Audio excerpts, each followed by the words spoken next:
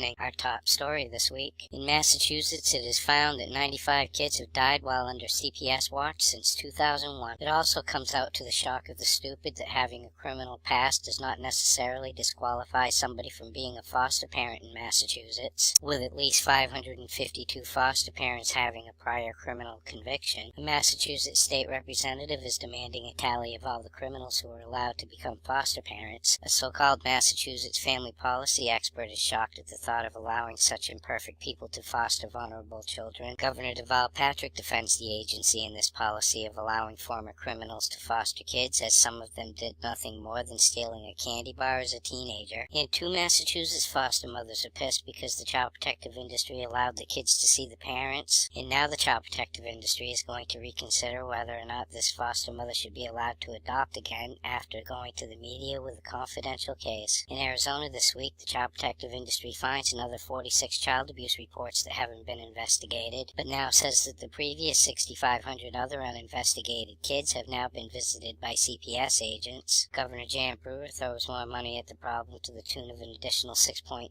million worth of new funding, and nobody's been fired yet over this major systematic failure in Arizona, although a new report finds a poor culture without organizational leadership or protocols. In Florida, the child protective industry still hasn't gotten their shit together 5 years after a 7-year-old over-medicated boy committed suicide. In Nevada, a federal civil rights lawsuit aimed at improving Clark County's child welfare system is dragging on, but could finally go to trial this year if a settlement isn't reached. In New York, a bill is being considered that would allow adoptees to see their birth records, and a study reveals that American kids who grew up in orphanages tended to do better in life than the kids who grew up in foster care because it was a stable environment for them. 4 national Native American organizations asked the U.S. Justice Department to investigate the country's private adoption and public child welfare systems after civil rights violations are rampant. And in New Mexico, a bill is being considered in the legislature that would require the child protective industry to snatch the kids first and ask questions later when certain kinds of abuse are suspected. In Ireland this week, it is revealed that nearly 550 kids who are held captive by the child protective industry don't even have a social worker assigned to them. In Russia, a woman from Minnesota goes on television begging them to make an exception in the adoption ban for her. And the government of Malaysia warns its citizens abroad to beware of Western child protection systems who will snatch practically any kid for any reason from foreigners who are living abroad or just visiting other countries. In Canada, Manitoba's government is sorry for failing to protect a little girl by the name of Phoenix Sinclair. In Alberta, a fatality inquiry finds that a 13-year-old boy who died while at a sleepover at a friend's house did so from a methadone overdose. 3 former foster kids testify at Alberta's Roundtable Forum that was looking at why so many kids were being killed, complaining about how the province's publication ban makes them feel like they are invisible. And in British Columbia, a teenager's suicide is being blamed on their dysfunctional child welfare system. In Australia, a perv gets 10 years for sexually abusing foster kids. In England, the hospitals are now required to report female genital mutilation to the child protective industry. And French judges foil a desperate attempt of the British social workers to get a kid back to England after the mother fled the country to avoid them. In entertainment news this week, the adopted daughter of Woody Allen and Mia Farrow is claiming that he sexually abused her when she was 7 years old. But Woody Allen and his adopted son are saying that she's full of shit and that the accusations were based on Mia Farrow's hatred for him after he dumped her for her oldest adopted daughter, who he is now married to. In Oregon, a CPS agent who got busted on New Year's Eve for drunk driving was granted entry into a diversion program. The handcuff and dead chicken foster mother of North Carolina makes her first court appearance since being indicted. And another North Carolina foster parent is charged with child abuse after allegedly cutting 2 kids in her care. In Florida, an 18-year-old activist is fighting to get his illegal alien mother back into the country after being separated from her when she was deported. In Kansas, the attorney for a sperm donor who is being forced to pay child support to a lesbian couple by the state's crooked family court is saying that the case is being used to bolster traditional marriage. A Kansas judge keeps a little girl in limbo after ruling that a grandmother is not fit to raise a 2-year-old girl because she's too old. And in Maine, a judge is set to decide if a 12-year-old girl who killed an infant in 2012 is competent to stand trial when she was too young to understand the charges at the time of the crime. In Texas, a dozen CPS agents have been caught falsifying records since 2010. The Texas couple claims that CPS agents told them that if they wanted their kids back, they would have to get divorced. In Michigan, a real mother snatches her kid from school, but they are hunted down and recaptured in Texas. In Tennessee, a couple is upset after the court court overturns the adoption of their adopted daughter and gives her to the real father. And finally, tonight in California, 3 kids escape from their foster home under the leadership of their 13-year-old brother, but are soon after returned to the child protective industry by their biological family. For these stories and all the latest dirt on the child protective industry, visit www.legallykidnapped.com. And until next week, this is Baby LK.